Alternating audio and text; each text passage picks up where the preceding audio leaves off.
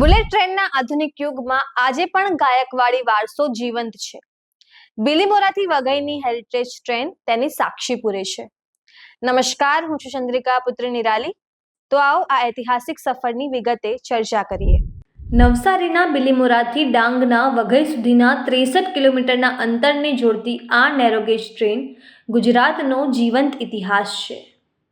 1913-14માં Gaekwad Baroda state railway દ્વારા નિર્મિત આ લાઇન આધુનિક સમયમાં પણ પોતાની ભવ્યતા ટકાવી રાખવામાં સફળ રહી છે.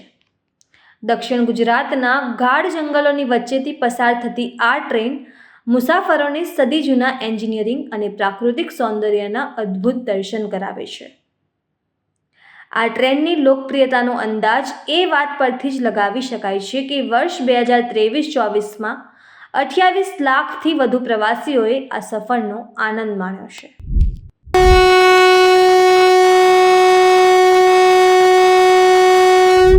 એ છે કે વર્ષો પહેલાંની જૂની ટ્રેન છે, બહુ જૂની ટ્રેન છે. ફરવાની મજા આવે છે અને આજુબાજુનું બધું જોવાનું નેચરલ કંઈ અલગ જ મજા હોય છે. અમે ઘરમાંથી સ્પેશિયલ આ ટ્રેનને બાઇક લેવા માટે બહાર નીકળતા હતા.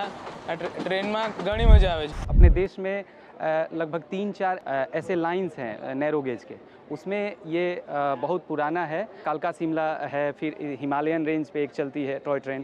उस तरीके का एक हमारे यहाँ गुजरात में है ये. देखिए, पहले ऐसा था कि ये ट्रेन का जो ढांचा था वो लकड़ी का था, मगर फिर भी जितना हो सके उसका जो ओरिजिनल लुक है और ओरिजिनलिटी है, हमने उसको मेंटेन करने की पूरी कोशिश की है. आप जब इसकी जर्नी में जाएंगे तो दक्षिण गुजरात के जो ग्रामीण क्षेत्र हैं और यहाँ का लोक जीवन है, यहाँ का फ्लोरा एंड फौना है, यहाँ की खेतीबाड़ी है, इसके नयनरम्य दर्शन आपको इसमें देखने को मिलते हैं. તમે આ વિશે શું વિચારો છો અમને કમેન્ટ કરીને જણાવજો. અત્યાર માટે બસ આટલું જ. સમાચારને લગતી વધુ અપડેટ્સ માટે અમારી વેબસાઇટ www.gujaratplus.in પર પણ માહિતી મેળવી શકો છો. ધન્યવાદ.